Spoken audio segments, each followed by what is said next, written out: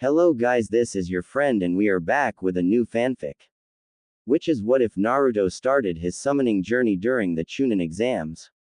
Part 1. And if you enjoy this fanfic then please press the like button and subscribe to my channel for more fanfic like this. And now let's start the fanfic. Just give up.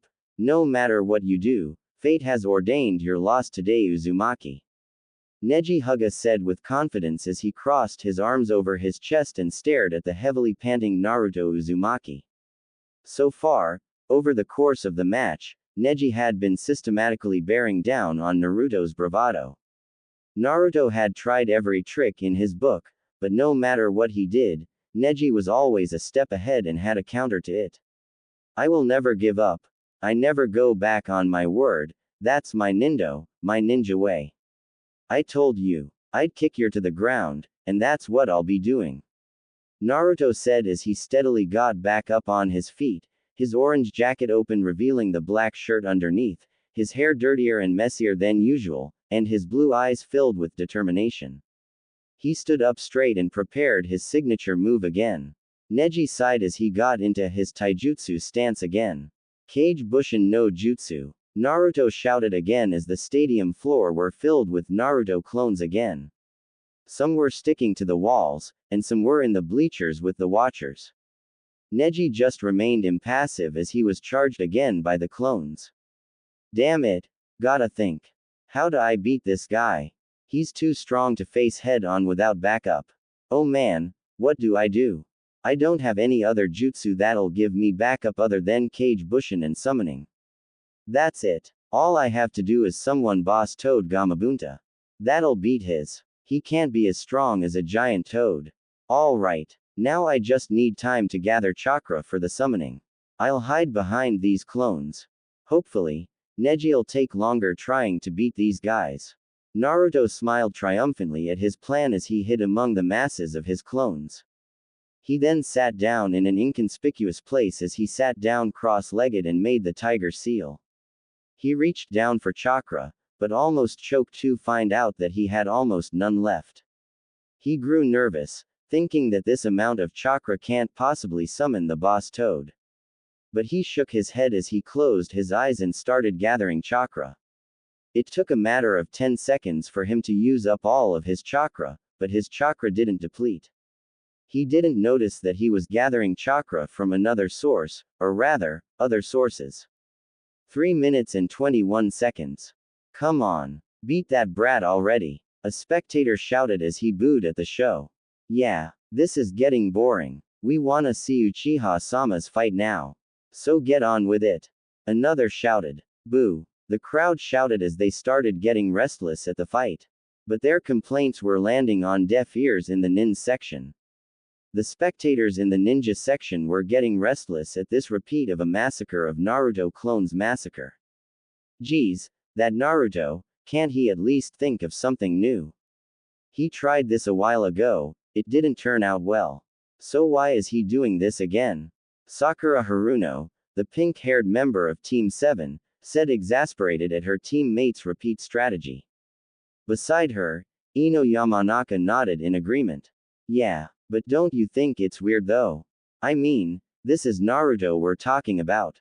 She said as she turned around and looked at her friend. Sakura raised an eyebrow at that. What do you mean? She asked. Before Ino could answer, she was interrupted by the sound of crunching. Ino turned to her left and glared at her teammate Choji Akamichi.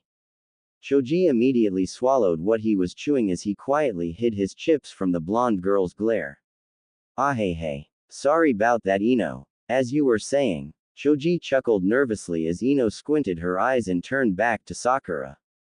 As I was saying, this isn't like Naruto. I mean, we all know what he's like, right? Ino said as she focused back on the match and saw Neji dismantle another 5 clones that charged at him. Sakura her head at Ino's explanation, not at all getting what she meant. I reiterate, what do you mean? Sakura asked again, earning a sigh from her friend. G's forehead. You should know more about Naruto, isn't he your teammate? I know Sasuke-kun is irresistibly hot, but not paying attention to your teammate's abilities might lead to misunderstanding in the future. And the last thing a team needs is for one member to be underestimated by his teammates while protecting a client. What if the client was attacked by an overwhelming opponent? One where you'd need your whole team to take down. And thinking that one of your teammates will just get in the way, you send him to run with the client.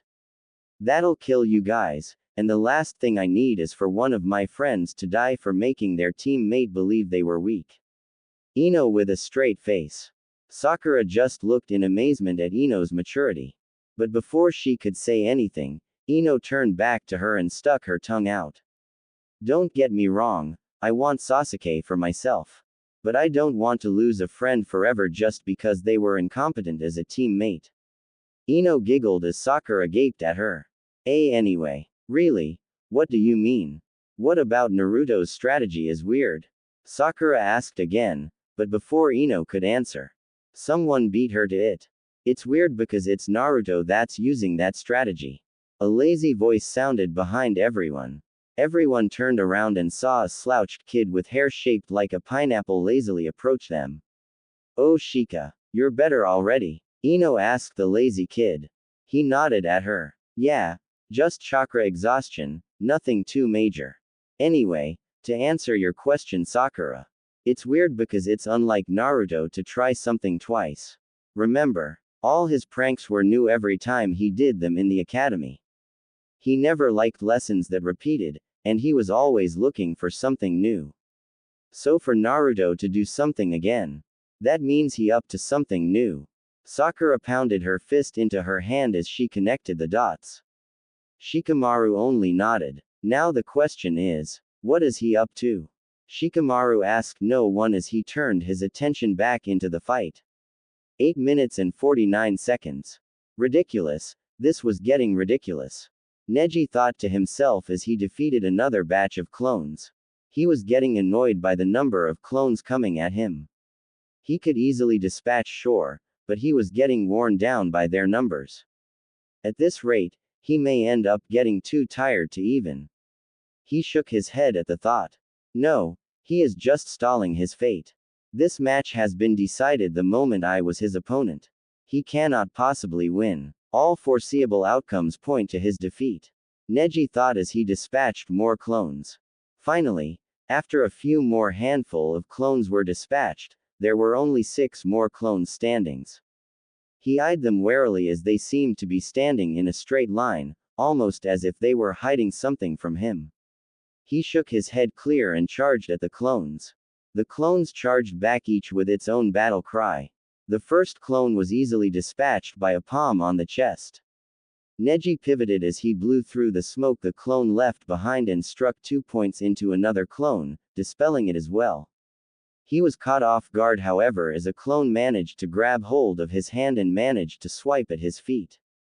But he didn't land on the ground, instead. Neji used both his feet and pushed them hard on the ground. He flew up in the air, still being held onto by the clone. As he straightened himself in the air, he threw the clone into another charging clone, dispelling both instantly. Neji landed on his feet and was met by a punch to the face that he narrowly avoided. He hit the owner 3 times before it too dispelled. As the smoke cleared, he suddenly heard footsteps behind him.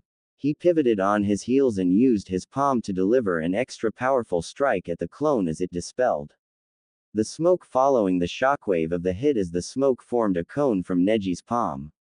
Neji smirked as he saw no other clones left on the battlefield. He then turned around to be met by a standing Naruto Uzumaki, who was sweating profusely as he saw that attack. I told you. It's no use, you cannot fight fate. A loser like you cannot possibly fight an opponent that is stronger than him. Just give up and save yourself the humiliation. Neji said with confidence as he straightened himself and crossed both his arms over his chest. Naruto didn't bat an eye at this. Screw you ponytail. I told you, I don't give two about fate. Fate can go kiss my for all I care. All I know is that I'm gonna kick your into next week. Naruto shouted as he charged at Neji, who only sighed as he readied himself to counter whatever sloppy move he gave out next. He was surprised however when the boy suddenly threw 2 kunai at him. Neji dodged both kunai as they embedded themselves on the ground. Neji looked mildly annoyed at that. Really? Stop fighting and just accept your defeat. Neji all but shouted, instead of words however. He was met with the sounds of hissing. He turned his head to see that both kunai had unfurled explosive tags from their handles, and both were ignited. Crap! Neji shouted as he rapidly spun around, hoping to let the Kaden take the brunt of the damage. The tags exploded not 2 seconds later, and the stadium flashed with an explosive display. Naruto had jumped out of the way and onto the wall as he watched the explosion take place. The crowd cheered at the sudden turn from boring fight to explosive show. While the ninja in the bleachers only smiled at that move. It was so. Naruto. Hee hee. Now that's the Naruto we know. Just leave it to him for a show of epic proportions. Choji said with a smile as he munched down on more chips. Shikamaru nodded his head in agreement, while Sakura and Ino just stared slack-jawed at what happened. He did it. Naruto actually beat Neji. Sakura shouted as she jumped from her seat in excitement. Ino followed suit. They were about to jump into the stadium to congratulate him, but were both stopped by a man's voice. Hold on there you two. The match isn't over yet. A lazy man's voice sounded. The four genins turned to see a white-haired Chunin teacher with his headband covering one eye looking at them. Kakashi-sensei. You're here. You're late though. Naruto won his match. Sakura said with pride as he looked at Naruto's form on the wall. That doby hasn't won yet. Take a closer look Sakura. A cool voice sounded from behind Kakashi. Sakura muffled an eep as the owner of the voice showed himself. It was Sasuke Uchiha. Sasuke-kun. You're back. Sakura shouted in surprise as she looked at his other teammate. HN. Was his usual stoic reply. Ino was about to ask what he was talking about, but before she opened her mouth, the crowd erupted into cheers. The genins and Chunin turned back to the match and saw that in the middle of the explosion's crater, stood a lightly burned Neji Hyuga. I admit, that caught me off guard Uzumaki. But it is as destiny foresaw. You will lose today. Neji shouted in triumph as he suddenly disappeared from the crater's center. Naruto looked around frantically from the wall, but before he could react, he heard something that made his blood run cold. You are in my field of divination. The voice said ominously. 9 minutes 32 seconds. Oh my. That poor boy. Looks like he loses this one, isn't that right Hokage Dono? The Kazekage said under his blue hat as he watched the match between Naruto and Neji. The old Hokage merely nodded his head at the truth.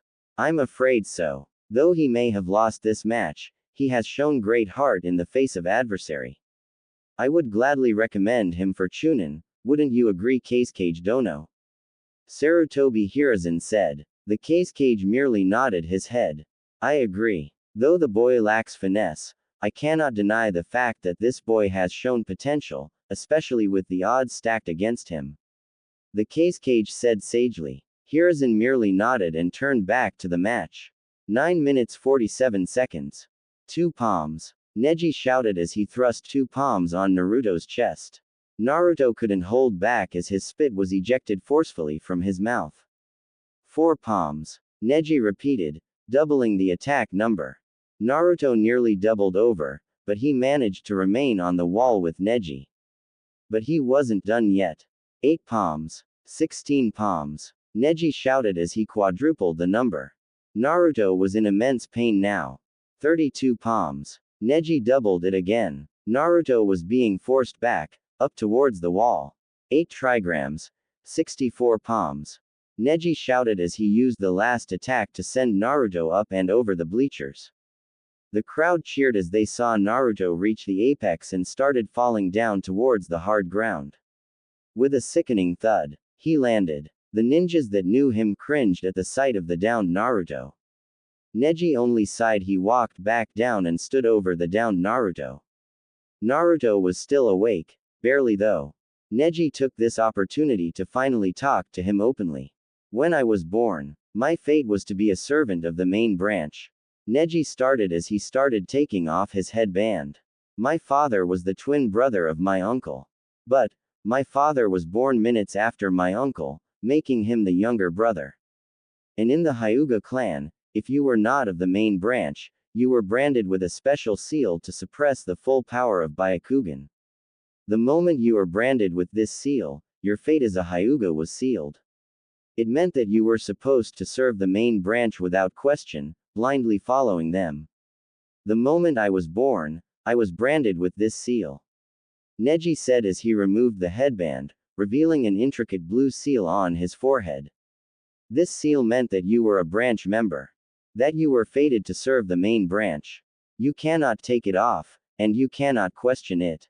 No man can change his fate. Neji finished as he put on the headband. He turned to the proctor. Proctor, call the match. This fight is over, Neji said as he started walking away from the arena. Hold. The match is not over. The proctor said as he coughed. Neji turned around and quirked an eyebrow at that. Proctor-san, it is obvious that my opponent cannot fight back. Please call the mat, but before Neji could finish that sentence, he saw the Naruto on the ground vanish in a puff of smoke.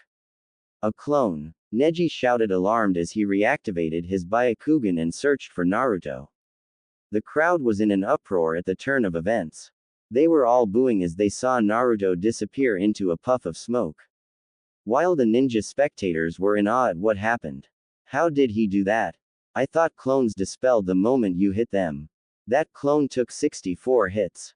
Ino shouted as she stood up in shock at the turn of events. Shikamaru sighed at the noise. Quiet down, woman. Your shouting is troublesome, Shikamaru said as he turned back to the match, Choji joining him.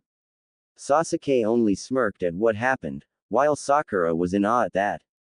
Nay, Yamanaka-chan. It's best if you look underneath the underneath. Naruto is known for surprises. So it's best to keep watching and see what happens. No. Kakashi said with an eye smile. He was proud of his student for what he did. He pumped more chakra into that one clone so it wouldn't dispel right away. That meant he was buying time. For what? Well, he'll just have to wait and see. 10 minutes. Where is he? Neji shouted as he frantically looked left and right for any chakra signature. He didn't find one, however. He growled in frustration. But before he could recheck the area, Naruto jumped up from the hole in the ground caused by a previous match. He still had the tiger seal formed, but he seemed to be gathering chakra. Impossible. I don't see any chakra coming from him, Neji thought as he charged at the blonde. Before he could come close, however, Naruto removed the tiger seal and started doing hand seals. Come on. You can do this, Naruto thought as he finished the hand seals and bit his thumb for blood. He slammed his hands on the ground and opened his eyes to reveal that it had changed. His iris was now black and was slanted to the side in a rectangle, and his whites were yellows now. As his hand touched the ground, he immediately felt a surge of power. Kuchio's no jutsu, Naruto shouted, praying to whatever god there is that he did it right. The field erupted into smoke. The field was covered by smoke and people were scrambling to see what kind of jutsu that was. The spectators were on the edge of their seats, including the ninjas in the bleachers. While Naruto was holding his breath as he waited for the smoke to clear. The crowd was speechless as the cloud of smoke dissipated, revealing a small green toad with a cloak covering its body. The toad seemed to have a purple headpiece, or was that its hair? Either way, it was diminutive in nature, even for something as small as a toad. After a short 2 seconds, the crowd erupted into laughter. Oh, this is rich. That demon brat summoned a measly toad. What's he gonna do with it? Tongue. You to death. Ahahaha. One voice shouted from the crowd erupted into bigger laughs as they watched on.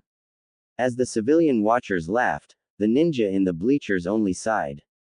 Typical Naruto to turn something dramatic into anticlimactic. Sakura sighed while Sasuke repressed a chuckle at the sight of a gaping Naruto. Ino merely giggled a bit at Naruto's face, while Choji stopped eating to shake his head in disappointment. Shikamaru muttered troublesome, before he lowered his head to sleep. While the genin and newer generations of ninja were gaping at the anticlimactic summoning. The older ninja were gaping like fishes at what Naruto summoned. Since they knew that it was impossible to summon without a contract, and that the toad contract was with one man and one man only. They knew this was the same toad that Jiraiya had summoned before, during the Kyuubi's attack. They knew just how strong this toad was.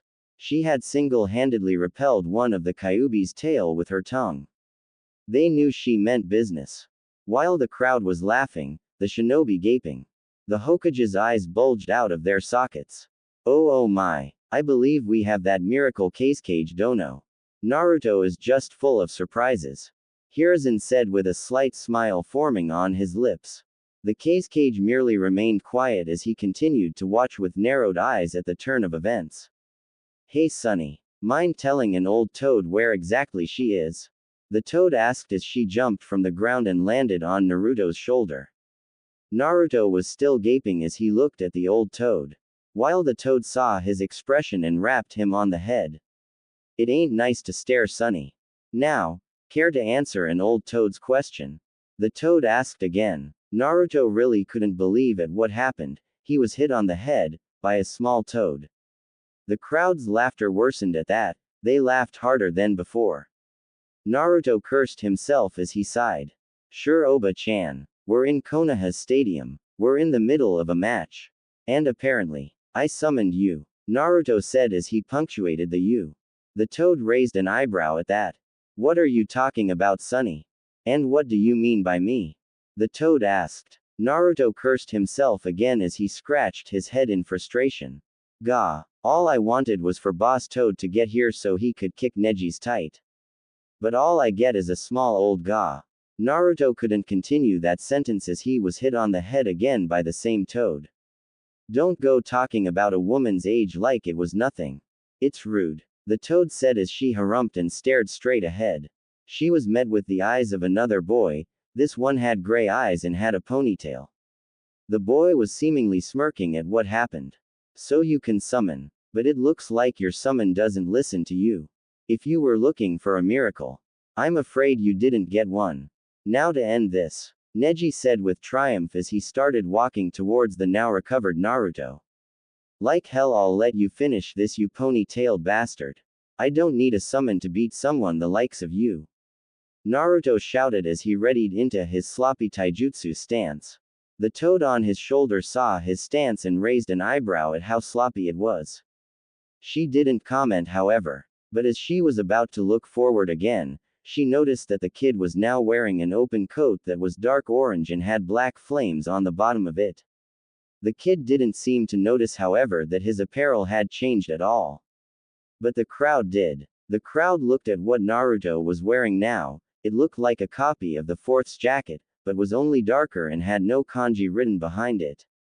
The coat, along with Naruto's messy hair, open jacket, and confident stance gave them the image of a true warrior. His change of apparel didn't go unnoticed to the rest of the genin watching. Hey, what happened to Naruto? He looks so much cooler right now. Ino commented, earning some nods from Choji and Sakura. Sasuke only scoffed while Shikamaru woke up from Ino's shouting. Kakashi only stared in awe at the image the young boy was giving. He looks like sensei. He thought as a small smile appeared behind his mask. This match just turned from a curb stomp to a massacre.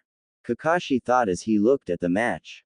By the way, Sunny, my name is Shima. What's yours? Shima asked Naruto, who only smirked as he answered. Naruto Uzumaki. Greatest ninja in Konoha and future Hokage. You better remember that old THWAK, he was hit on the head again by Shima. Like I said before, Sunny. Don't talk about age to a female. So you summoned so you could beat your opponent. Well, I can help with that. But you'll have to do something first. Shima offered with a small smile. But Naruto shook his head. No, I can't risk you getting hurt. Shima was ready to hit Naruto's head again, but he cut himself off. I can't risk an innocent getting hurt for my fight. He rephrased. Shima only chuckled at that explanation. Believe me when I say I can handle myself, Sunny. Don't you worry your little head on little ol' me. Focus on fighting your opponent. You'll find that you'll have an easier time fighting now that you summoned me. Shima said cryptically. But before Naruto could question that, he dodged 2 strikes coming from Neji. 2 palms. He shouted as he thrust his hands forward to hit Naruto, who somehow managed to dodge both strikes. Neji narrowed his eyes at what happened, but continued on nonetheless.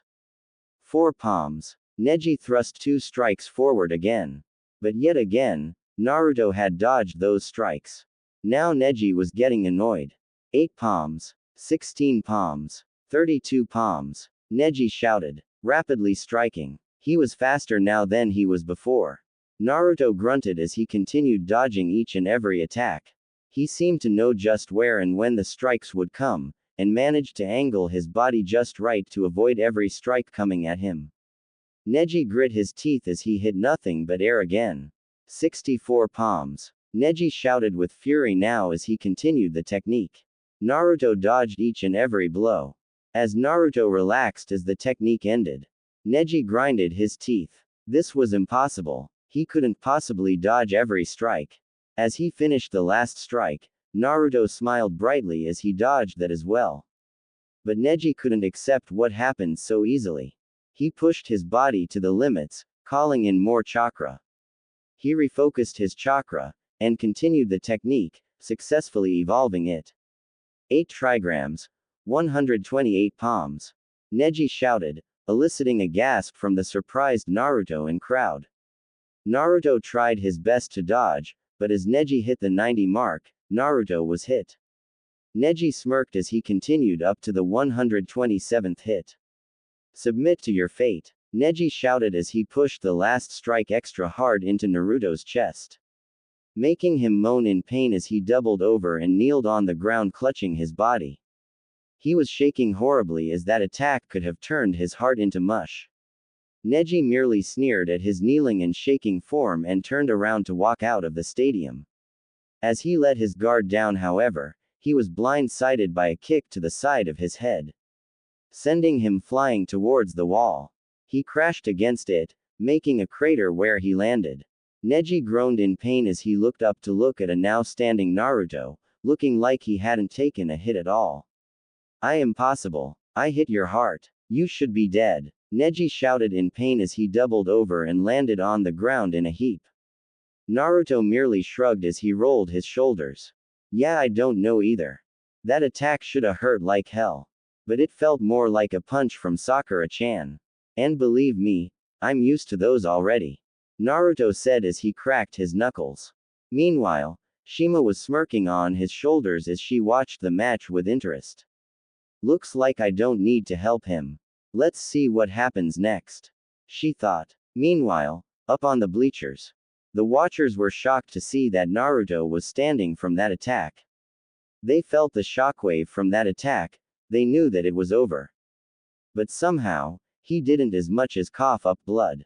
It was ridiculous. The civilian watchers booed again as they watched Naruto stretching, while the civilians were booing. The ninjas on the bleachers stared wide-eyed at the turn of events. Naruto was doubling over in pain 1 second, and the next, he blindsided Neji with a powerful kick. That was physically impossible unless one trained enough. But Naruto seemed to have done that and more as he stood in the middle, daring Neji to come forward and attack him. Sakura was worried when Neji struck Naruto on the chest. She panicked as she watched Naruto fall on his knees and shake at that attack. She didn't want to lose a teammate. No matter how much she was annoyed by said teammate, they were still friends, comrades in arm. She almost jumped in there to check on Naruto had it not have been for Kakashi grabbing her arm and stopping her. Phew. I really thought he was a goner there. That was awesome though. He was almost as cool as Sasuke-kun when he kicked Neji into next week. Ino shouted as she jumped up from her seat at the display of power from Naruto. Sakura meanwhile was scowling, not from contempt however, but from worry. Geez. That attack scared me. He could have died from that attack. Sakura sighed as she slumped down on her seat. She exhaled in content. Sasuke meanwhile, was busy looking at the stadium, scrutinizing the turn of events. Well, I have to admit, I didn't expect that. Looks like Naruto's strategy worked out for the better. He got out his trump card. Shikamaru said offhandedly. The others nodded their heads in agreements. Kakashi meanwhile only shook his head. That's where you're wrong, Nara-kun. That wasn't a trump card. Rather a wild card. No man or woman, strong or otherwise, would be able to master that technique in 1 month. But nonetheless, this match is as good as over. Kakashi stated, getting looks of confusion from the genin. Before Shikamaru could ask what he was talking about, a loud shout erupted from behind them. Yosh! Kakashi! Your flames of youth seem to have strengthened tenfold since I last saw my eternal rival. A man's voice shouted as the owner of said voice suddenly appeared next to Kakashi. This man had a green spandex on under his Chunin vest, and his headband was wrapped around his waist. He had a bowler haircut and had ridiculously thick eyebrows. He flashed a thumb up to Kakashi and smiled. It somehow sparkled. Oh, when did you get here, Guy? Kakashi said as he looked at Guy with a confused face. Guy only dropped on his knees and cried. Curse you, Kakashi, and your hip ways. He cried aloud. The genin only looked on at the exchange with confusion. Not to interrupt anything, but what exactly did you mean by that, Kakashi-sensei? Sakura asked. Kakashi only smiled at Sakura. It is now, without a doubt, impossible for Neji to win, Kakashi said with a chipper tone. The genin looked at him with surprise. Before any of them could ask more questions though, Guy had rebutted. I have to disagree with you, Kakashi. Neji is no pushover, and it would take more than a toad summon to beat him. Guy said as he crossed his arms and looked on at the match with determination. Kakashi didn't respond. Instead, he looked forward, towards the match. The other genin took this as a sign to keep watching, so they turned their attention back to the match. Just accept your fate, Uzumaki. Neji shouted, his Byakugan active as he charged forward to attack Naruto. Naruto met his attack with an attack on his own as he launched a punch towards Neji's face. Neji thrust his palm forward and landed right on Naruto's chest, while Naruto's punch landed squarely on Neji's cheek. As the attack landed on Neji, a shockwave erupted from the punch as he was thrown back by the force of the punch. He skidded across the ground, finally stopping as he crashed into a tree. But the funny thing is, the tree was split into two as he crashed. Naruto, meanwhile, was still where he had punched Neji, and where he had taken the blow. Naruto looked at his hands as he looked at the destruction he had caused. Whoa, this is awesome. I knew I was strong, but damn. This is beyond what I thought about. Naruto shouted in joy. His celebration was cut short however as Shima had hit Naruto on the head again. Focus. You wouldn't want to get hit while you were distracted now, would you? She scolded. Naruto only nodded his head as he refocused on Neji, who was steadily getting up from inside the tree's debris. Neji had spit out blood as he stared at the still standing form of Naruto. He was utterly enraged, confused, and wanted his blood. Enraged because this was not what was supposed to happen.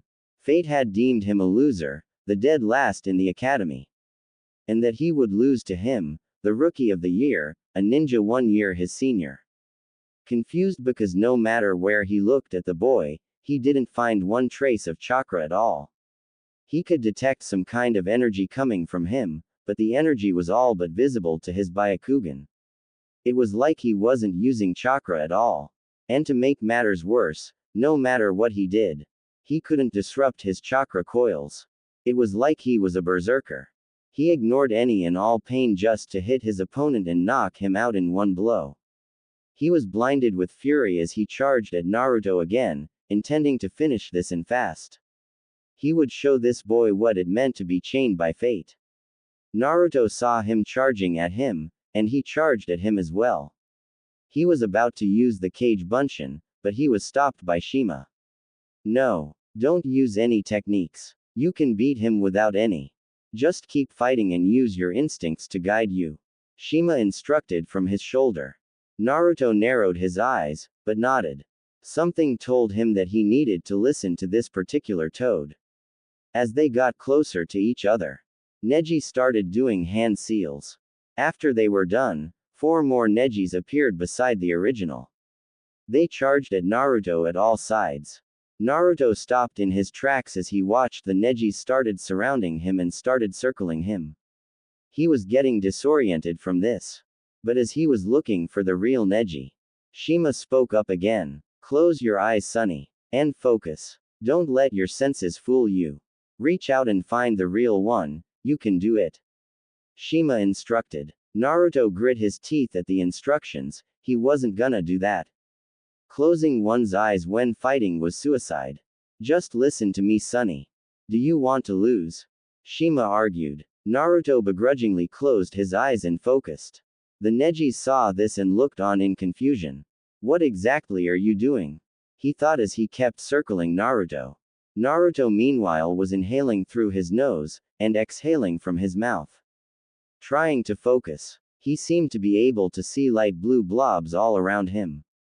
Whether this be above him, seemingly flying high up in the air, or below him, moving the earth as they moved. But as he focused, he found that there were blobs coming from the distance. Like they were miles away and there were many of them. He shook his head and refocused on the blob circling him. There was only one, and it was right in front of him. The blob jumped into the air towards him. Naruto opened his eyes and shot an uppercut to Neji, who was knocked high into the air from the attack.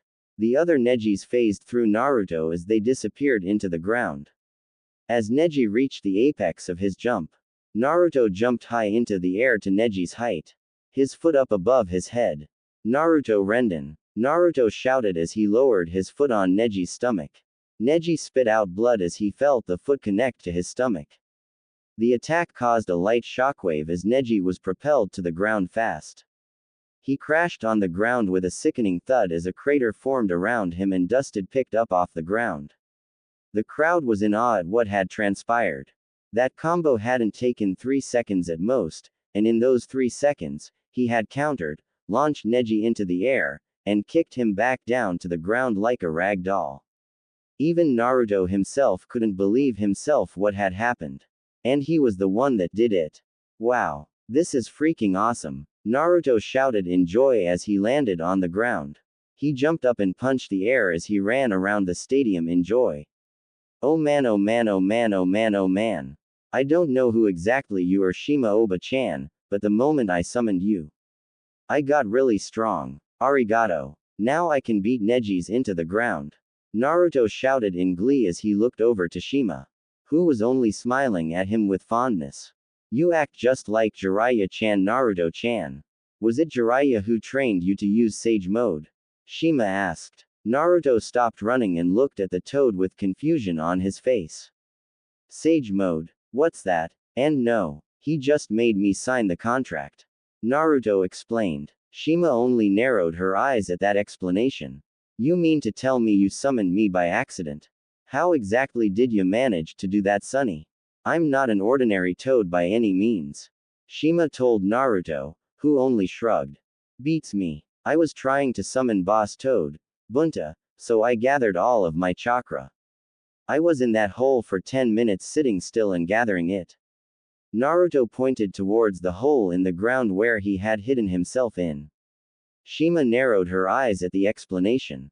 After all, it was extremely improbable that a kid could have sat down perfectly still and accidentally activate Sage Mode. But as Shima was about to question him about that explanation, both of them sensed danger behind them. Naruto immediately jumped high into the air to dodge the fist that would have otherwise cracked his skull. The attack landed on the ground, forming a small crater around the fist and person that struck it. Neji had gotten up apparently from the crater and launched an attack at Naruto. But what surprised him most, however, was that he had punched the ground. It was by no means a Gyuken attack. It would seem that fate deemed you a tougher opponent. But no matter. You will still lose, Neji stated as he got up from his position and got into a taijutsu stance. However, it wasn't the Gyuken stance at all. It was the Iron Fist stance he saw Rock Lee used in the preliminaries. Naruto narrowed his eyes as he landed back on the ground. Damn, looks like you have another trick up your sleeve. Naruto commented offhandedly as he readied his own stance. Neji just smirked at him.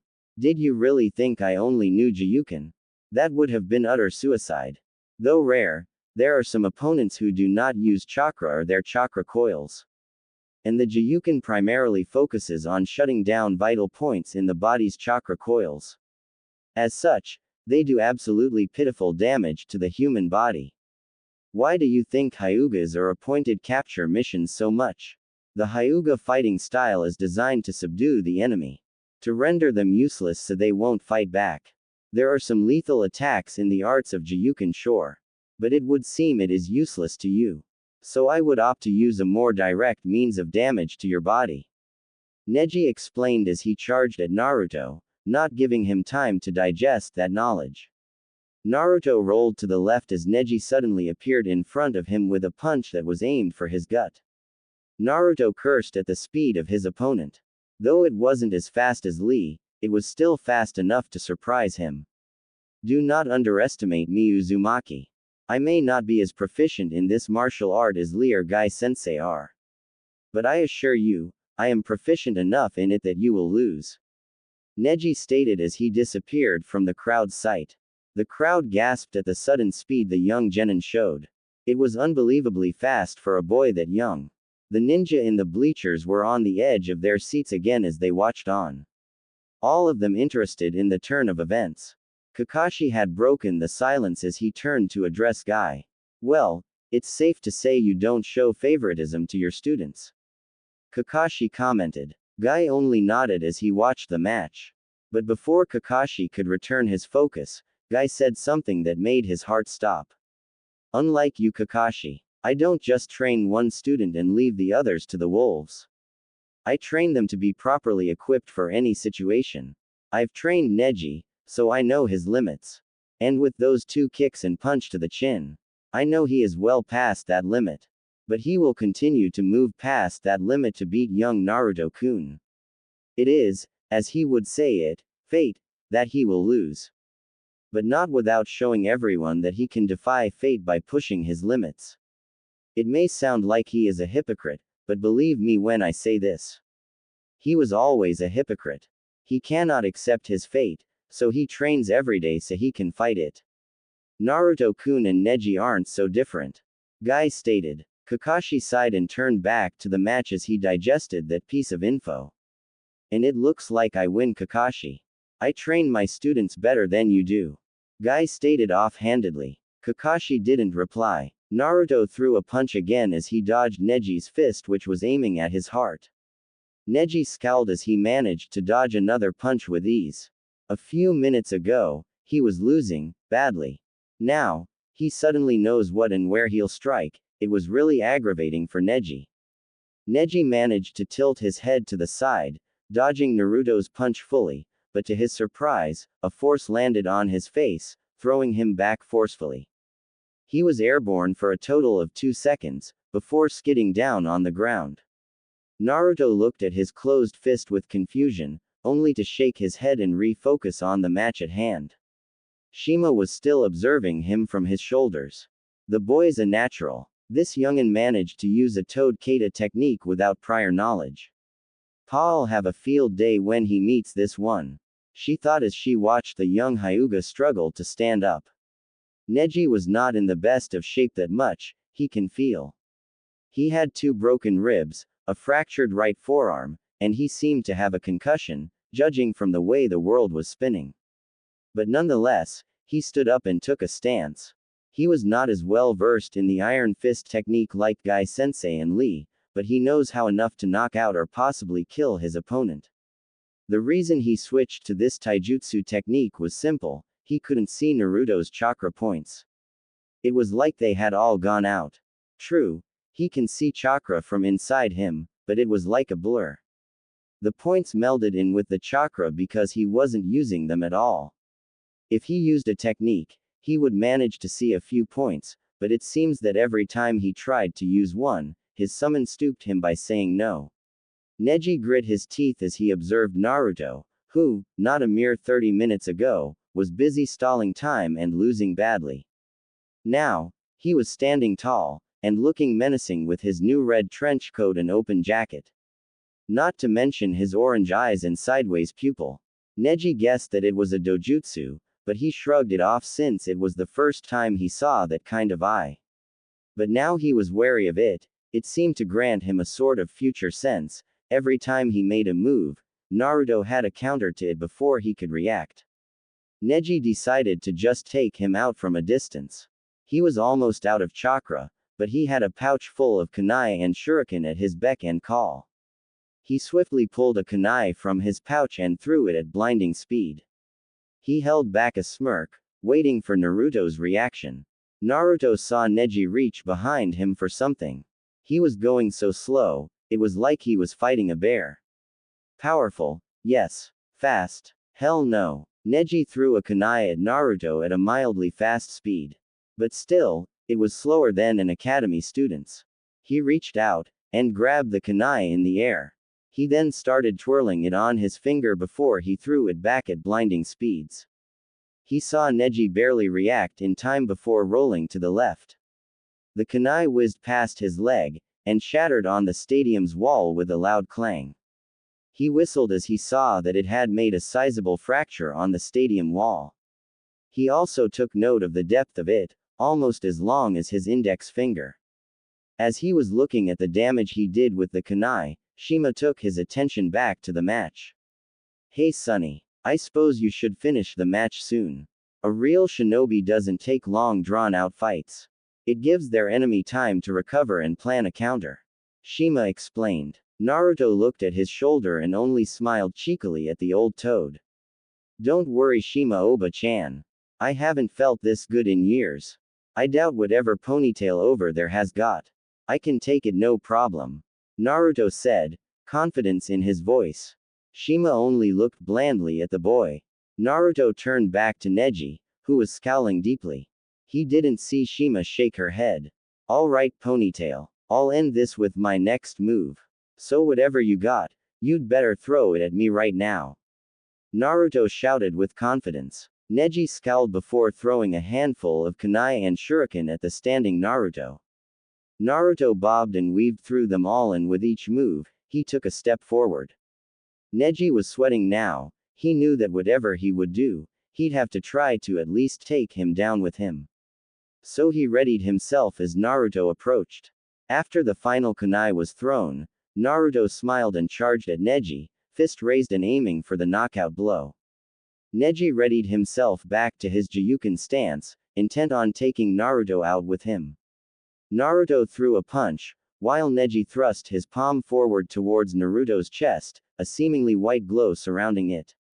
Naruto's fist connected with Neji's face, while Neji's palm connected as well. A mild shockwave reverberated from the blow's landing. Naruto slumped down on his knees, while Neji was thrown back. Neji skipped on the ground 2 times, before impacting on the stadium's wall, making a crater where he landed. Naruto was on his knees, holding his chest tightly as he tried to gasp for air. Neji's last attack was chakra enhanced, and it seemed to knock all chakra out from Naruto's system. Well now, it seems Neji tried to flush Naruto's system.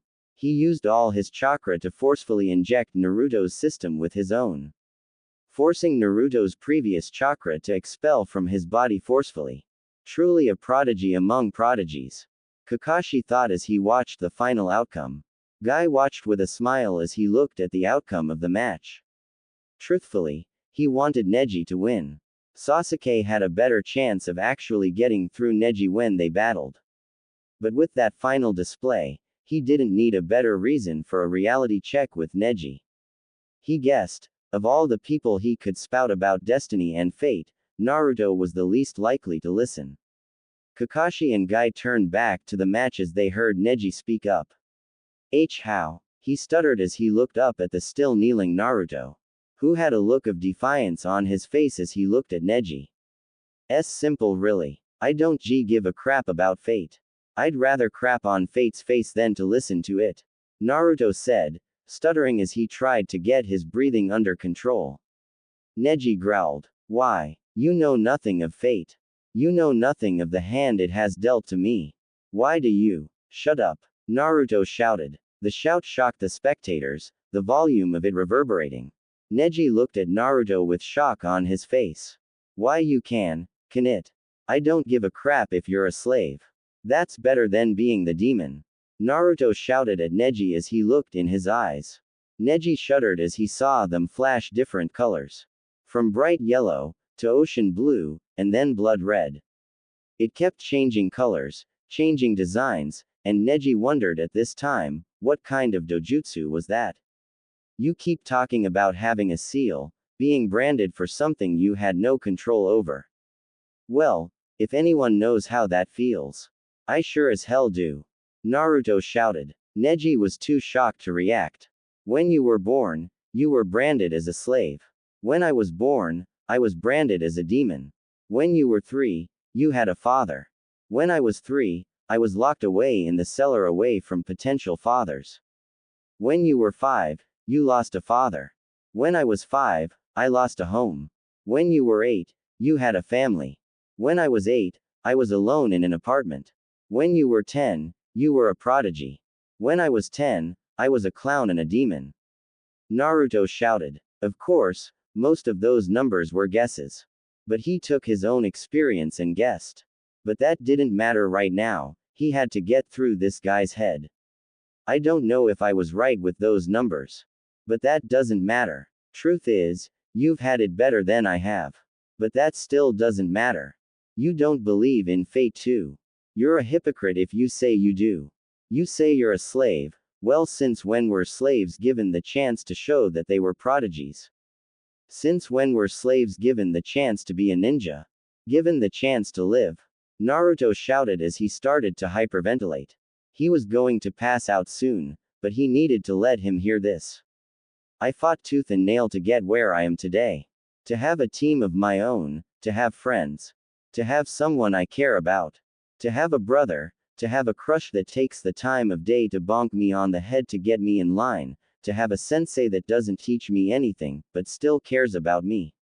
To have a grandfather who looks out for me, to have a teacher, brother who wants nothing more than to see me succeed in my dream.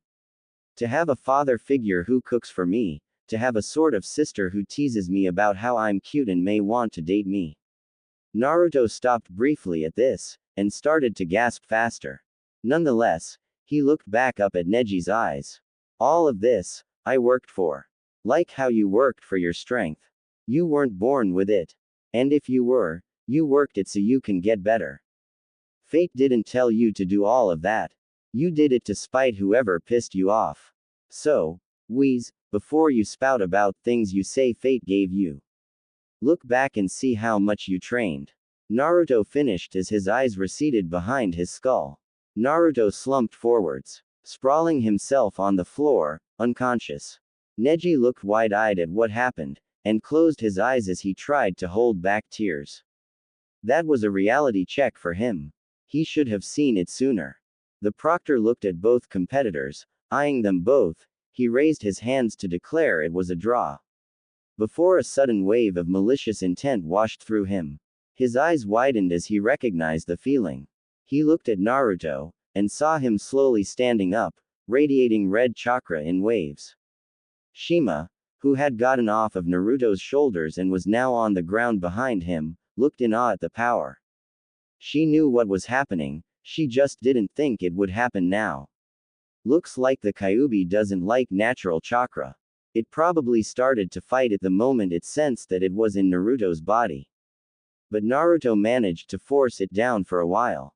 Now though, the other youngin's attack helped it. Shima thought as she looked on at the slowly standing Naruto, who was pulsing wave after wave of mixed chakra. As Naruto fully stood up, he roared loud. A menacing roar resounded through the stadium. A roar that was eerily and terrifyingly familiar to the older generation of people. It was the roar of a creature so powerful, that it could crumble mountains. A creature so massive, it left earthquakes as it moved. A creature so malice-filled, it made everyone want to die instead of being subjected to it. And right now, that same creature was inside the stadium, right in the middle of them all. Raarrgghh. The sound of the roar reverberated, causing chills to go down everyone. No one dared move, for they feared they would be targeted. The audience just sat dumbfounded at this turn of events. While the shinobi were frozen in shock, afraid for their lives as they remembered what happened all those years ago. The creature in the middle of the stadium was releasing malice in waves. Its red chakra oozing off its skin. It barely looked human. The only thing evident that it was once human was that it had the look of the boy it was sealed in. The creature's hair, sun-kissed blonde, was even more of a mess than before. It grew spikier and unkempt. The whisker marks thickened, as well as darkened. Its dark orange trench coat disintegrated the moment it released its chakra. However, its previous blue and orange jacket was still opened, revealing the badly damaged black t-shirt underneath. Likewise, it had on orange pants that reached just before its ankles. The creature also wore blue sandals. The crowd would not, move. They didn't want what was down there to charge at them. As they looked on in shock and awe, the creature seemed to twitch, though it was barely seen by the civilians. The shinobi saw it the moment it happened. Suddenly, the twitching intensified. The head rapidly moving left and right, almost as if it was in pain. The creature let out another roar, and it started convulsing right after. The creature bucked, and fell on the ground writhing and twitching, roaring all the way.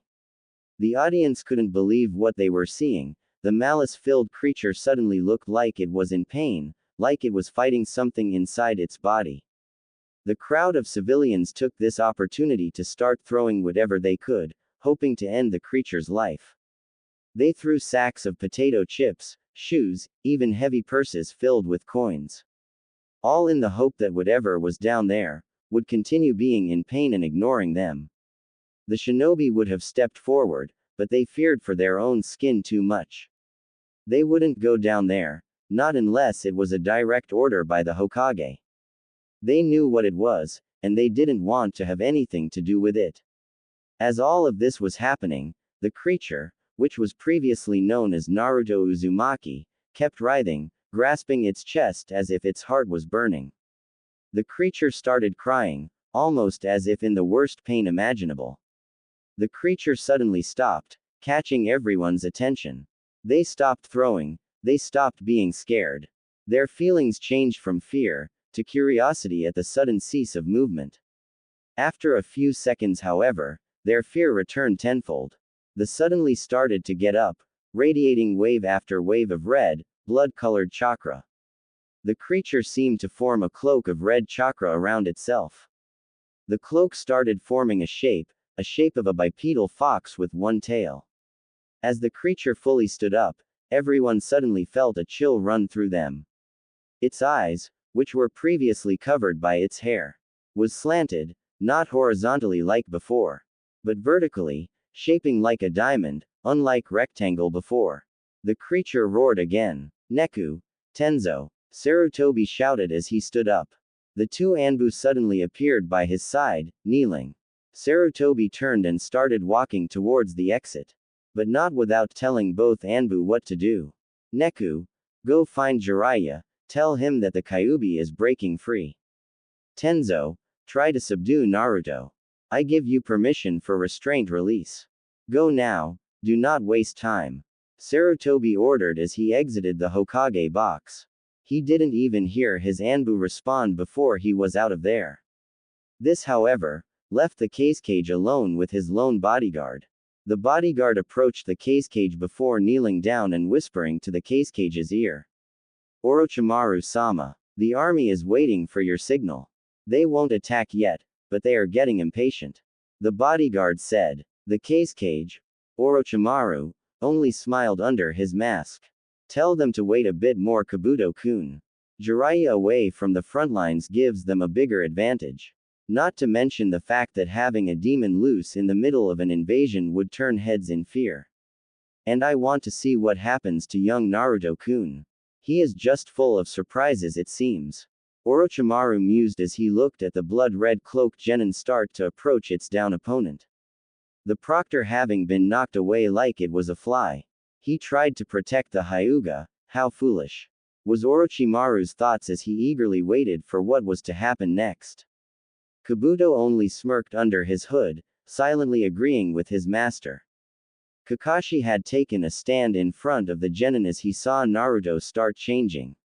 He cursed silently as he watched Naruto start convulsing and then stops, only to stand up with an even more menacing roar. Add to that fact that Naruto was using the Kyuubi's chakra, well, you can guess why he had a colorful vocabulary right now. Judging by Guy's body language, well, he could guess that he was thinking the same thing too.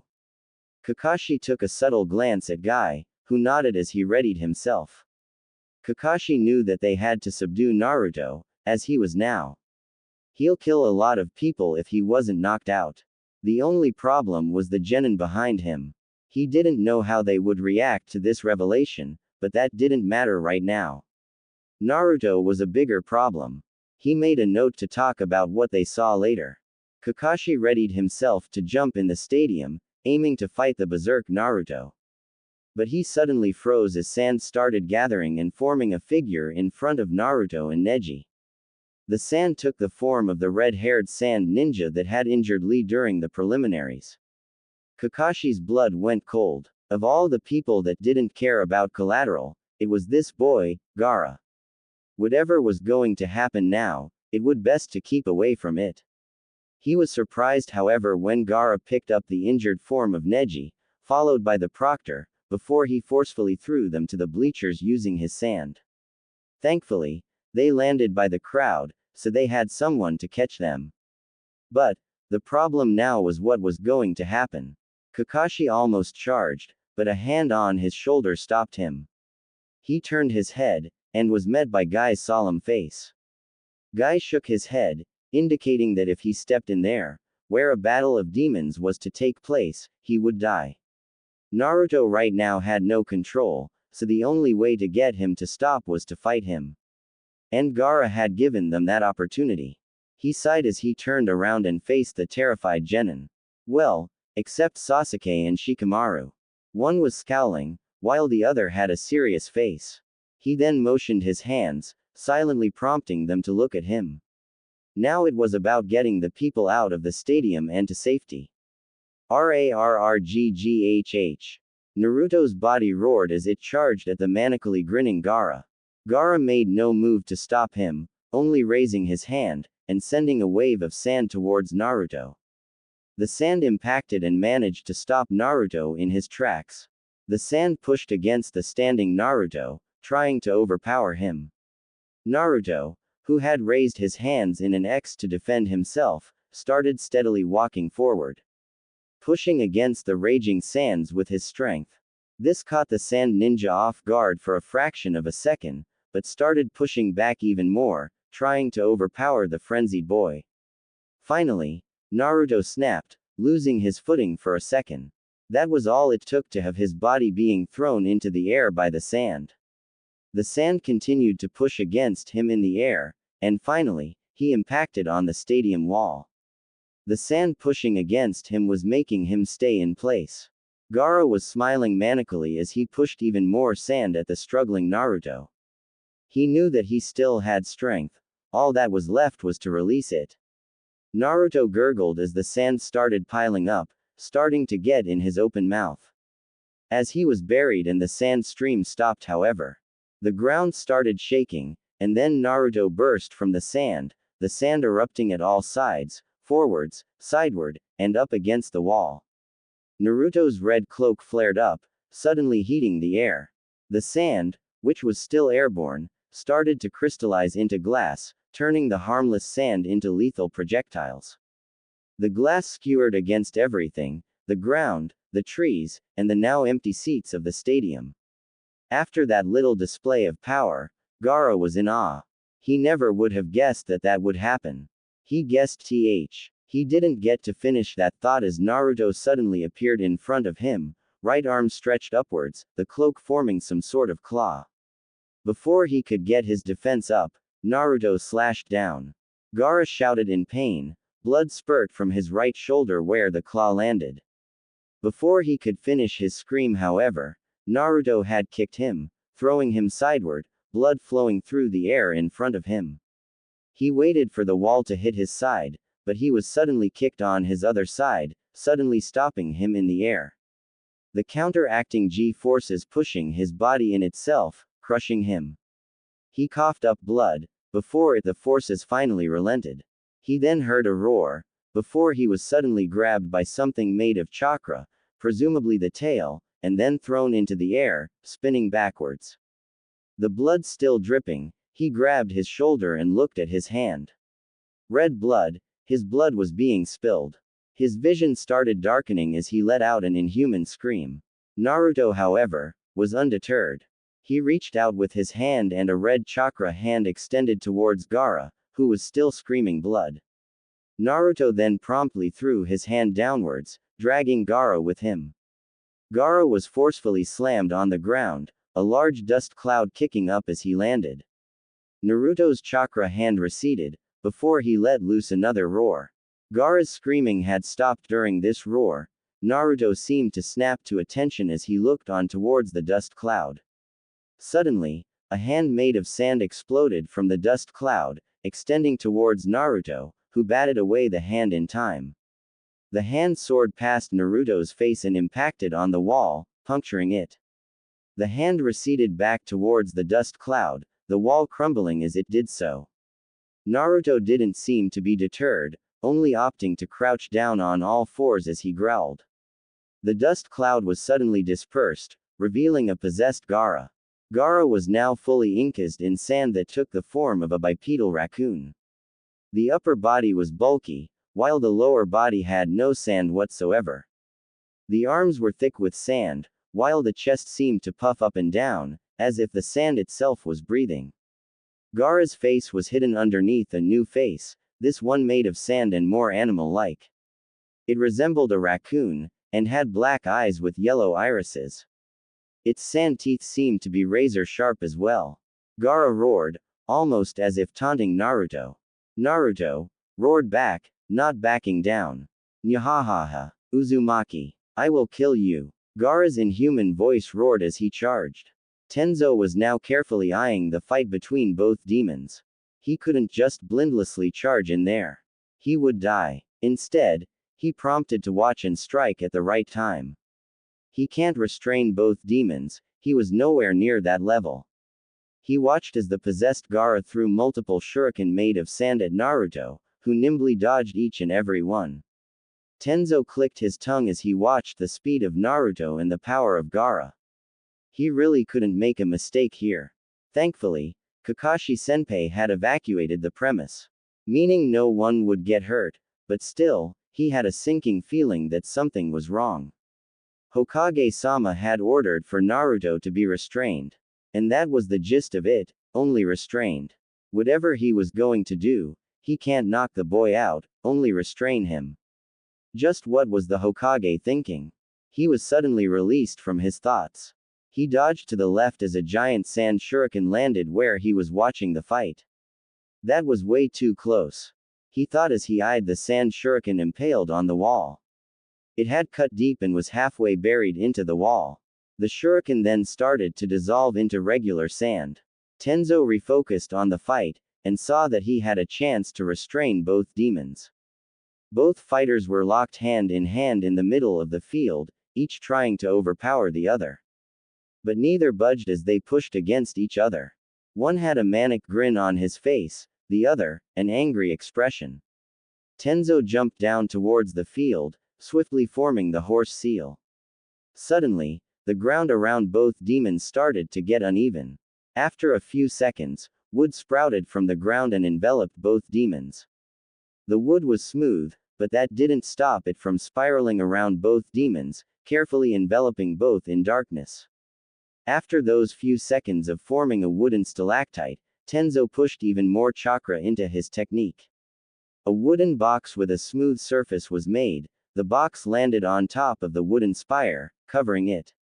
The wooden box had bars, almost as if it were a wooden prison. Tenzo released a breath he didn't know he was holding. That took a lot from him. He carefully inspected his creation, looking around it for any cracks or any misshapen sides. The last thing he wanted was for either of them to break free. He was taken out of his thoughts by a sudden spike of chakra behind him.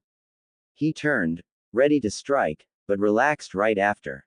Neko had come with Jiraiya, and judging from Neko's body movement and Jiraiya's bruised face, he didn't come without acting like himself. Jiraiya approached Tenzo, whistling as he eyed the wooden structure.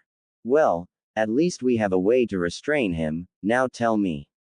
What the hell happened that caused him to go berserk? Jiraiya asked as he approached the wooden cage and placed a hand on it.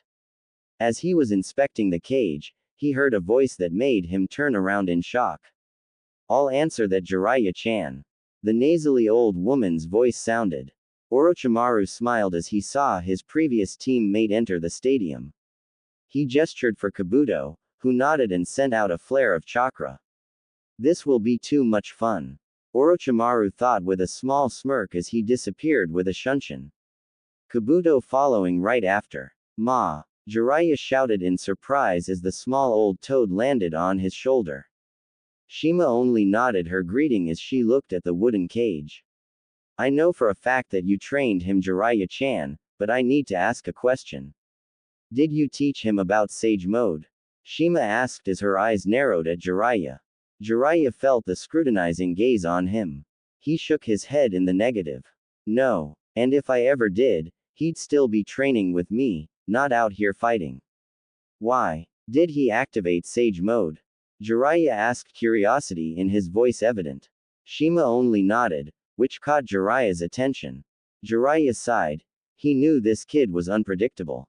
But seriously, activating Sage Mode might as well pull Samahata from his ear and a Sharingan eye from his. I won't ask, but right now I have to make a suppression seal. Hey you, Wood Anbu. Jiraiya tried to get Tenzo's attention. Tenzo snapped to attention, but not without a noticeable grimace.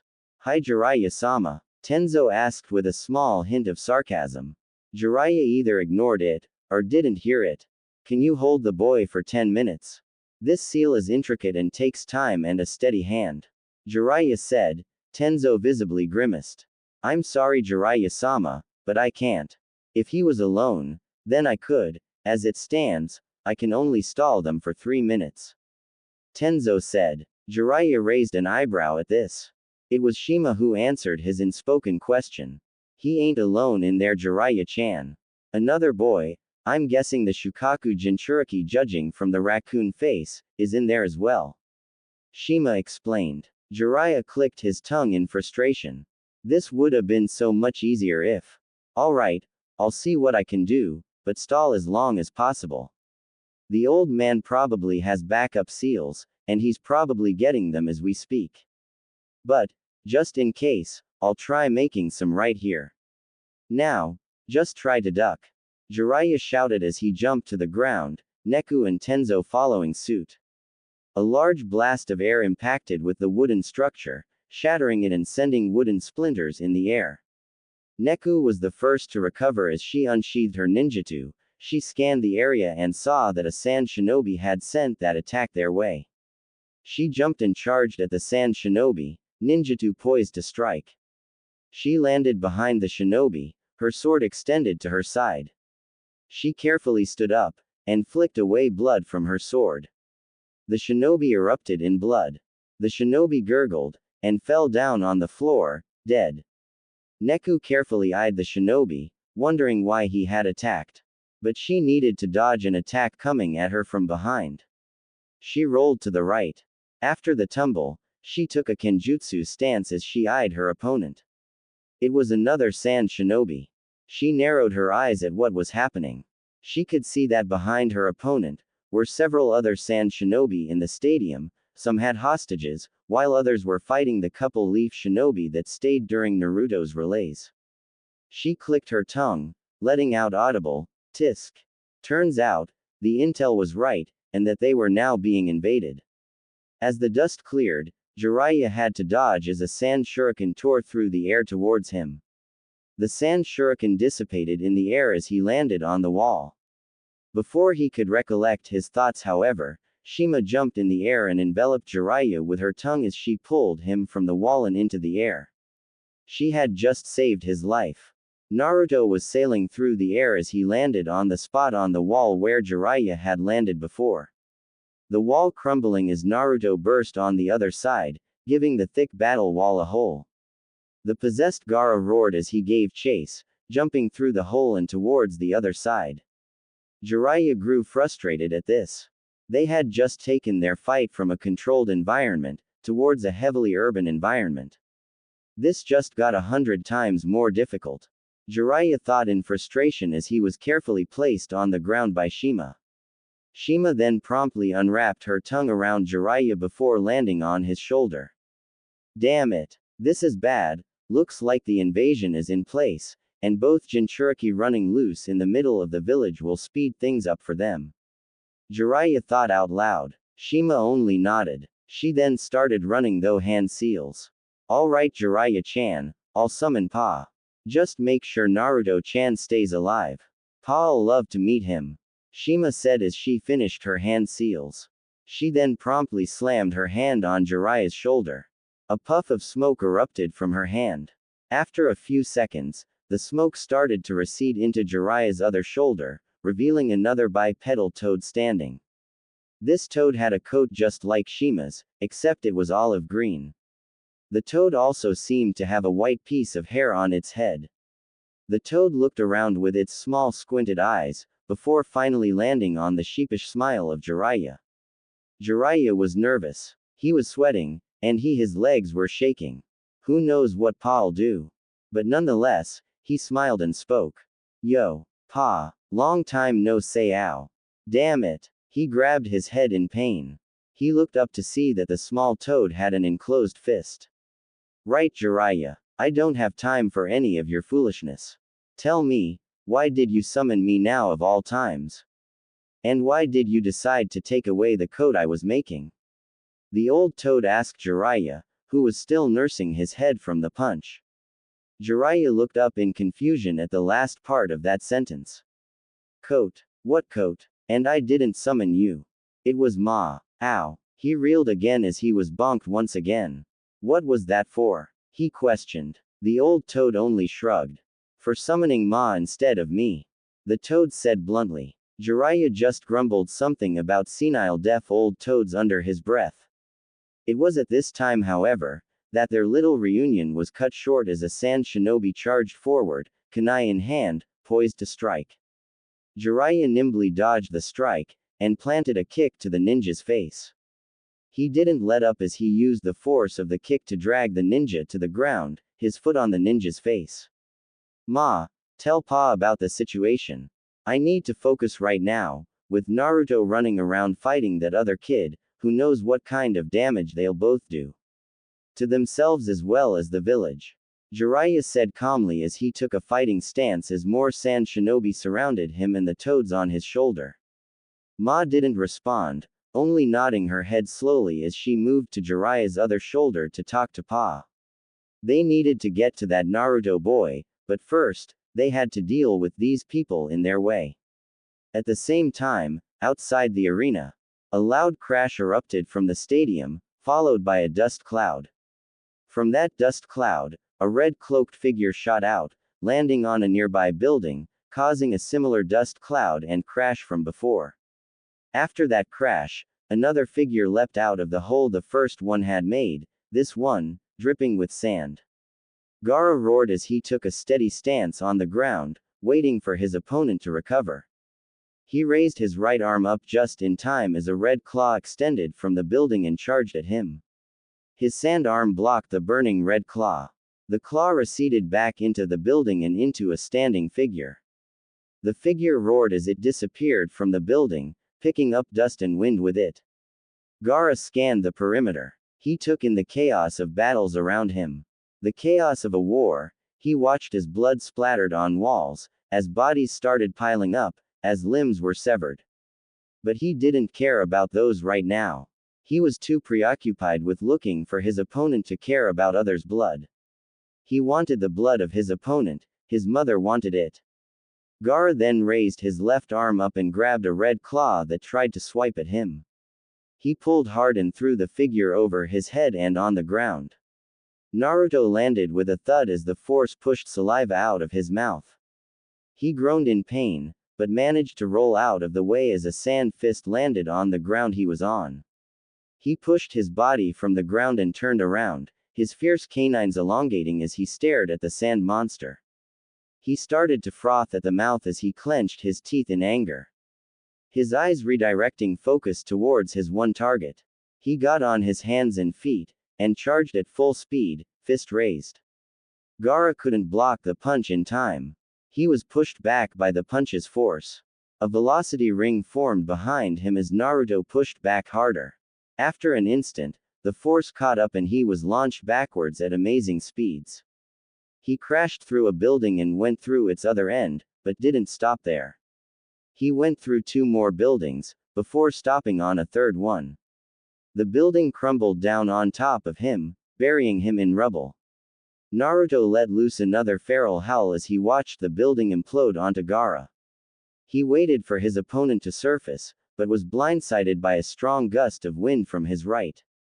He skidded on the ground as the wind picked him up, but the force wasn't enough to send him flying needlessly. He was picked up from the ground, and he kept falling on the ground repeatedly as he was swept away. He crashed on the side of a building. The building's walls crumbled before him like Gaara's had on him. Whoever had attacked him had apparently not been convinced that he was down, as he heard a strong hissing sound right above him. And judging from the numerous echoes, it sounded like there were numerous tags right above him. And he had nothing to defend himself with. Temari shielded her body with her large fan as the explosion erupted from the building. She dug the fan on the ground and hid behind the thick metal, but the shockwave had still managed to move her back a bit. The dust picked up as the shockwave washed over her. Finally, after a few seconds of a breathtaking shockwave washing over her, reprieve. She sighed in gratification that the worst was over. She shot a glare to her right side as she watched her brother step out from his iguana puppet. You know you didn't have to go overboard with that. That probably attracted a lot of Konoha-nin. Kankuro only snorted dismissively. Yeah, and I'm supposed to be more scared of them than a rampaging Gaara. Yeah right, he said with reserve. Anyway, right now we have to watch out for Gaara. His defense may be thick, but there is no way he'll survive GHK. She didn't get to finish her sentence as she was suddenly grabbed by the neck. An arm made of sand turned her around and face to face with a manic Gaara, complete with closed eyes and bleeding forehead. He also appeared to be numerously bigger than before, and still growing at that, as if more sand was accumulating around his body. She suddenly felt very small. Similarly, next to her, Kankuro shared the same fate, albeit in a different position. He was held by his ankles and dangled upside down, his hands dragging on the ground as he looked up to see Gaara's face. Nyahaha. Finally. A modicum of control. I can finally let loose. The voice was that of Gaara's, but the user was not that of the Sand Genins. Instead, it sounded like a demon had possessed and taken over his body. Which didn't sound far-fetched as he was already starting to transform beforehand. Kankuro tried to swallow as best he can. But being upside down wasn't helping him at all. He carefully eyed the sand arm, and wondered if he could cut it with one of his puppets. Similarly, Temari was thinking the same thing, only, she was thinking of smashing the hand off. But her fan had fallen from her grip when she was grabbed. And she couldn't reach it from this high. Both siblings waited with bated breath as they observed Gaara, Shukaku start gathering more sand and increasing his size exponentially. Before long, the monster was over 50 feet tall and towering over most of the village buildings. Temari and Kankuro were dragged up as the monster size increased. They were now level with Chunin Exam Stadium. They let out a break of nervous sweat as a fall from that height could easily kill them. They were panicking now. How were they supposed to get out of this situation? But as they were pondering how they were getting out of this predicament, the sand arms suddenly jerked, dragging them with it. They caught a brief look of 2 sticky mucus-covered red ropes tie themselves around the arm. The arms were pulled to the side, opposite each other and to the side of the giant raccoon sand monstrosity. The ropes tightened and before long, the strain was too much and the arms were torn by the ropes. The sand arms started dissipating midair, freeing both Konkuro and Tamari. They both screamed as they fell towards the ground, helpless to stop. But to their surprise, another pair of stick ropes caught them and put them down gently on the ground. Before it then receded back to where they came from. They searched for whoever owned the ropes, but was caught off guard as a man with a red obi and wooden sandals appeared in front of the released Shukaku. Whoa! This thing's as big as Bunta. Jiraiya whistled as he stared up at the giant tanuki. As he was observing the overly large raccoon, a pair of familiar weights landed on his shoulder, signaling that the old pair of toads finished their jobs. He heard coughing on both sides and repressed his giggle at that reason. Bleak. The Kyuubi tasted better than this thing. At least the Kyuubi had fur. This thing has sand, lots of sand. A voice sounded on his right. Jiraiya turned and smiled at the old sage toad. Relax, Pa, you don't have to keep doing that. But thanks for doing it anyway, at least it brought us time. Jiraiya explained, his face steeling as he looked up at the giant raccoon who was screaming bloody murder. The giant figure was pretty straightforwardly shaped. It was the figure of a plump raccoon made of sand, one giant tail, two stubby legs, a face that only a mother could love, and two giant arms with claws. Well, two stumps for arms. Jiraiya was pondering on what to do. He looked up to the arm stumps and saw that it was beginning to regenerate back into full arms. This is going to be annoying. We can't rightfully destroy this thing. It's made of sand, any and all physical damage will just be soaked up. Damn it. Jiraiya was racking his brain for a plan, and he was currently drawing a blank. He dodged the giant tail that swept towards him, knocking over buildings as it swung towards him. He jumped high into the air, trying to jump over it. He cleared it, but his right leg, which was lower than his left as he used his right to push himself up, was nicked. He tumbled to the right, spinning wildly. He carefully placed one hand out in front of him as he tried to brace himself for impact. He landed and rolled himself on the ground. He straightened himself as he assessed the damage done to his leg. Thankfully, it was just a light graze, but a rather strong graze it was. The old male toad gazed up at the giant tanuki, and let out an audible sigh. Jiraiya and Shima turned and looked at the old toad. One had a look of terror, and one with confusion respectively. Hey Fukasaku. Don't tell me you can't beat this thing. I know you're old and, Jiraiya didn't get to finish his sentence as he was abruptly rapped on the head, again. Son of a what the hell was that for? He asked while rubbing his head of the now newly formed bruise. Fukasaku didn't respond as he just sighed again. Shima was looking at him expectantly however, as if waiting for something brilliant. Listen Jiraiya-chan, I know you're scared right now, and I know you want me to think of something spectacular. But this thing won't go down so easily, it has enormous power, and it's pretty fast to boot. Not to mention that it's made entirely out of sand. Fukasaku listed, each one made Jiraiya twitch. He knew all that for crying out loud. What he needed was a way to stop this thing from rampaging for him to seal it, at least, seal the beast back in. Also, it didn't help much that he didn't know what kind of seal was used on this Jinchuriki. For all he knew, it was a custom-made seal and nothing he knew about. He was going to be taking a shot in the dark when making the seal of this thing. He shook his head as he tried to refocus on the giant raccoon. The sand monster roared loud, as if it were about to attack. And then it started walking away from the stadium and over towards the center of the village. He let out a low growl as he jumped up high, towards a building's rooftop. Listen Jiraiya, I know you want to stall this thing, but right now, me and Ma won't do much, I could slow it down with water. But it'll only delay the inevitable. What you need is someone else, someone its size. Fukasaku explained to Jiraiya, who was jumping from rooftop to rooftop, trying to keep up with the currently walking monstrosity.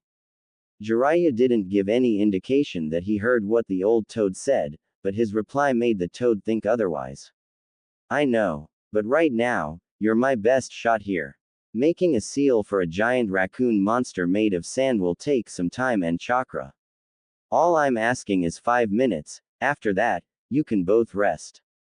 Jiraiya tried to reason. Fukasaku silently contemplated it, thinking over if Ma and he could stall this thing for that long.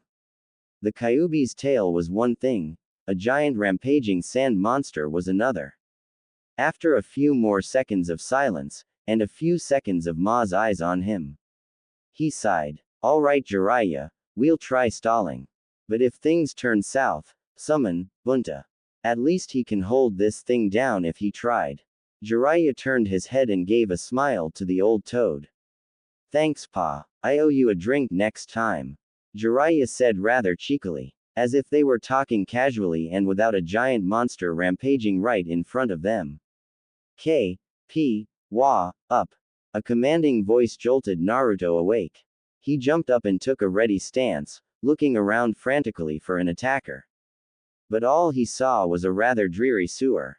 He lingered around that thought for a while, wondering if there was a sewer that was never dreary. But he shook his head clear and refocused on his surroundings, waiting for an attacker to show themselves. What he got, however, wasn't an attacker, rather, a menacing feeling of dread. I cannot accept this. A deep bellowing voice reverberated behind him. He knew that voice. And come to think of it, he knew this place as well. He knew where he was, and he knew who was right behind him. He steeled himself and carefully turned around and faced the demon that was sealed inside him. He looked up, and met its eyes. Kyuubi, what the hell do you want? The Kyuubi growled at him. I cannot accept this. Right now, out there. The Shukaku is laying siege on Konoha. And you're under a whole building knocked out. I cannot accept that the Shukaku is better than me. The Kyuubi angrily explained. Naruto scoffed at his explanation, eliciting another growl from the Kyuubi. And what the hell do you expect me to do about it? During my match with Neji, you were trying so hard to pump my body with your chakra. And in case you didn't know, that hurt like a bitch. Naruto shouted before the Kyuubi could say anything. The Kyuubi growled at him, angry that it was interrupted. I don't share my own space. That chakra you used, I didn't like it. So naturally, like you humans always do, I expelled it. The Kyuubi explained eerily calm, though there was a hint of resentment in its voice. Naruto raised an eyebrow at that explanation, not entirely understanding, but he knew one thing. It was his body. Your space. It's my body. It's not yours. Naruto shouted at the demon, no fear whatsoever in his voice. The Kyuubi merely chuckled at his bravado. No, that it is not. But I'll be damned if I have to sit back and accept that. The Kyuubi replied, letting loose a few strands of chakra and into Naruto's side of the cage. Naruto tried to resist taking a step back, for it would show weakness, a weakness the Kyuubi could exploit. But the strands of chakra were thick, and the air seemed to permeate the smell of blood. He couldn't think straight, he was scared that he was going to die. He looked up and stared at the eyes of the giant demon, and took a step back in fear. The Kyuubi smirked. The red trails of chakra suddenly hardened, and charged at the boy. Its edges sharp, its speed blinding. Naruto couldn't let out a scream, as he was suddenly impaled by the chakra. He started convulsing as red marks started forming all over his body and clothes, as if he was being possessed. Don't worry, Kit. I won't take full control, I can't. But right now, Shukaku needs to know his place. Were the last words Naruto heard before he fell face first into the water, blacking out. His fear on the forefront of his mind. She was getting tired. She didn't know what else to do in this situation, she never needed to fight this many people at one time. Not to mention she was a greenhorn Anbu. True, she was a Chunin before being scouted by an Anbu officer, but she really didn't have that much head-on combat experience, especially when facing with 3 other Junin-level shinobi. She dodged to her left, narrowly avoiding a wind chakra-coated shuriken sailing through the air. She returned the favor by throwing a few shuriken of her own. She cursed as her projectiles were dodged. This was getting irksome for her. They had her surrounded, and she was already wearied down by previous fighting. She saw the gleam in her opponent's eyes. She saw them smirk, she saw them steadily walk up to her position, and for the first time in a long time, she felt fear. She was about to jump back to give her some breathing room, but found that it wasn't necessary as one of the sand Junins surrounding her suddenly slumped down on the ground, bleeding profusely. She shifted her gaze towards the fallen shinobi, and found that his head was barely on his shoulders as he had a deep cut on his neck. Her fear evaporated at the sight, and after a minuscule second, she sprang into action. She charged at the nearest one on her left, drawing her sword as she charged. In one swift motion, she was suddenly behind him, sword drawn with blood dripping on the edge. Before the body could fall, however, she was already on the move. Charging the other shinobi, she poised her sword, ready to kill. And she did, with one swift slash through the torso. Blood gushed out of the wound she had made, and the shinobi gurgled in pain, before falling back, having died on the way down. She straightened herself and flicked the blood off of her sword. She glanced back at the first fallen shinobi, and found someone standing over the body, facing behind her. This someone was a man. He had black hair and was wearing a green flak jacket and dark blue pants, signifying him as a member of the Konoha Corps. On both hands were trench knives that had the faintest traces of blood on them. As the man turned around, she observed that he had a cigarette sticking out of his mouth. She silently grimaced as he took in a deep breath, shortening the stick in his lifespan. The man didn't mind, however, as he closed his eyes and savored the taste. She saw that he had a beard, a rough beard that stretched down to his chin and was connected with sideburns. On his hip, she saw that he had a white cloth with the kanji of fire inscribed on it. It was also encircled with a small thin red circle. The man opened his eyes after having his fill, and his gaze seemed to unnerve her. What? No thank you, he started, trying to get a response from her. She didn't respond, only staring blankly at him from behind her porcelain mask. The man let out a small sigh and mumbled something incoherent from her position. Whatever. Anyway, the guys and I have the stadium covered. Right now, the north and west gate are in danger of falling. They need backup right now. She nodded her head in understanding, but before she could take off, he stopped her again. And you won't be going to help either of them. This set off alarm bells in her head as she turned around and readied into a fighting position, in case this man was implying what she was thinking. The man rolled his eyes at her, almost as if he was asking, really? That's not what I meant. Right now, Jiraiya-sama needs help with the rampaging Shukaku. In case you were deaf, that thing was released in the middle of the village, just behind the stadium. It roared pretty loud, makes me wonder if your hearing is any good. He chided humorlessly. She wasn't fazed, only letting out a silent nod before jumping up on the balconies and exiting the stadium. The man shook his head at the way that was handled before mouthing off, no sense of humor. At the retreating figure of the Anbu, Asuma watched the Anbu leave. As he saw them leave, he took a whiff of his cigarette, thanking whoever made them for the stress relief. Because right now, it was taking all his willpower to not run around and find a safe place to hide out. Right now, he wanted nothing more than to go out there and find his students and get them somewhere safe. Fearing for each of their safety, he reasoned with himself that they could take care of themselves. And besides, he had bigger problems in here. Namely the large number of sand shinobi coming out of the woodwork. He had to cut down the numbers in here, else the village faced the wrath of hundreds of sand shinobi attacking from the center of the village. He had rushed here the minute he saw sand shinobi advancing from the opposite direction than the sound shinobi. The sound shinobi were fighting to move inwards, towards the center of the village, as they were attacking from outside and coming towards the inside. Most of the sound shinobi came from outside the gates, having come in after pushing back the leaf shinobi from each respective gate. But the sand shinobi were a bigger threat. They came from inside the village, carefully moving their way towards the gate to meet with the sound shinobi, effectively pinching the leaf shinobi. The leaf shinobi were literally between a rock and a hard place. So, being the smart guy he was, he immediately charged towards where the sand shinobi were coming from. He was close to the east gate when he noticed this, and he had cut down dozens of sand shinobi advancing outwards. They didn't put up much of a fight as they didn't expect resistance that far out from the gate, so he effectively cleared a path towards the source. But as he neared the source, the Chunin exam stadium, he had heard a loud roar, a roar that was familiar, yet different at the same time. It was the roar of a demon.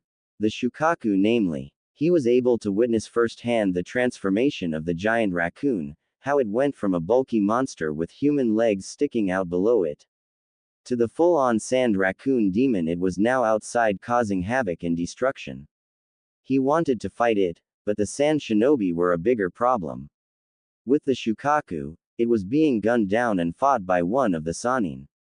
But with the sand shinobi, they were being fought by shinobi with their back turned and not expecting an attack from the back. No brainer. He took another whiff, before letting the cigarette drop on the ground. As he exhaled, he took off running, stomping down on the cigarette and effectively smothering it. He jumped down into the stadium and prepared for a grueling battle. But before he could cut down a single person, however, the battle was interrupted by another demon's cry. This one, even more malicious and powerful than the last one. He knew what it was, and he knew it was bad news. But right now, he had a number of stunned and cowering sand shinobi to cut down. Yeah, being a ninja was never about the honor anyway. I think he should be around here. Ino, please. Help me. Sakura shouted with desperation as she desperately dug through the piles of rubble to where she saw Naruto land and the building collapse under an explosion. Ino, Shikamaru, Choji, Sasuke, and Sakura were all herding the terrified civilians out of the stadium after Naruto's weird transformation.